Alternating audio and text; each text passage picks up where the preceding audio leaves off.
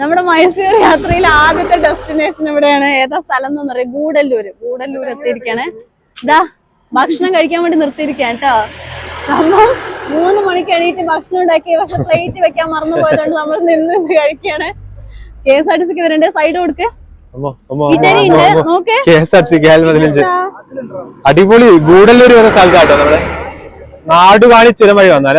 അതെ, നാടുകാണി ചുരം. ചെറിയൊരു ചുരം അല്ലേ, കുഞ്ഞു ചുരം. നല്ല തേയില തോട്ടം, അടിപൊളി തോട്ടം. അയ്യോ, എന്തൊക്കെയാണിത്?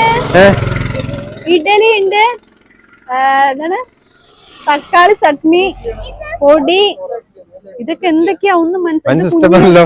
കുഞ്ഞൂസിന് വേണ്ടി ചോറൊക്കെ രാവിലെ ഉണ്ടാക്കിട്ട് കറി ഉണ്ടാക്കിട്ടുണ്ട്. ഇത് കഴിഞ്ഞ ഇനി കൂടുതൽ അടുത്ത മുതുമലക്കാട് അല്ലേ, അവിടെ നമ്മളെ ഒരു എനിമൽസ് ആയിട്ട് കിട്ടാൻ ഭാഗ്യം ഉണ്ടായിക്കോട്ടെ അല്ലേ. നല്ല അടിപൊളി തേയിലത്തോട്ട്. അങ്ങോട്ട് പോയാലോ? അവിടെ പോയി കഴിക്കണോ? അങ്ങനെയൊന്നും അലൗഡ് ആണോ? നല്ല രസമുണ്ട് അല്ലേ? അടിപൊളിയുണ്ട്. കൂടുതൽ വിവരങ്ങൾ നമ്മൾ അടുത്ത വ്ളോഗിൽ ഇങ്ങനെ അപ്ഡേറ്റ് ചെയ്തുകൊണ്ടിരിക്കുന്നതായിരിക്കും. കഴിക്കാം. മോൻ വേറെ എന്തൊരു സാധനം കഴിച്ചോണ്ടിരിക്കുന്നുണ്ട്. അതാ കടിച്ചിട്ട് മുറിയുന്നില്ല ഒരു സാധനം. ഇതിന്റെ പേര് വെട്ട് എന്തായാലും പേര് എന്തോ സാധനമാണ്. ഉണ്ട. ഇത് എന്തിനാ വാങ്ങിച്ചു ചോദിച്ചപ്പോ അവിടെ കാട്ടിൽ കാണുന്ന ആൾക്കാർക്ക് എലിഫന്റിന് കൊടുക്കാൻ വേണ്ടിട്ട് വാങ്ങിച്ചാണ്. എലിഫന്റിന്. അപ്പൊ ഞങ്ങള് കഴിക്കട്ടെ. ബാക്കി വിശേഷങ്ങൾ ഓൺ ദ വേ കാണാം. ഇങ്ങനെ ഞങ്ങൾ ഗുണ്ടൽപേട്ട് എത്തിയിരിക്കാൻ. അവിടെ ഫുൾ ഫോട്ടോ. ഇവിടെ ചായ കുടിച്ചോട്ടെ ഞങ്ങള്. ഏട്ടൻ മെയിൻ ക്യാമറമാൻ ആയിരിക്കാണ്. നോക്ക്, നല്ല രസമുണ്ട്. അതിനകത്ത് കേറി ഫോട്ടോ എടുക്കാൻ എത്രയോ പൈസ പറഞ്ഞിട്ടോ അയാളുടെ. അയാൾ ഇടയ്ക്കിടയ്ക്ക് വാ പറയുന്നുണ്ട്. സംഭവം പൈസക്ക് തന്നെയാണ്. അടിപൊളി അല്ലേ? അധികം സീസൺ അല്ലാത്തോണ്ട് ഇവിടെ മാത്രമേ ഉള്ളൂ കേട്ടോ. കുഞ്ഞു അതിനകത്തുണ്ട്. ഇനിയിപ്പോ നേരെ നമ്മൾ അടുത്ത ഡെസ്റ്റിനേഷൻ എവിടെയാ?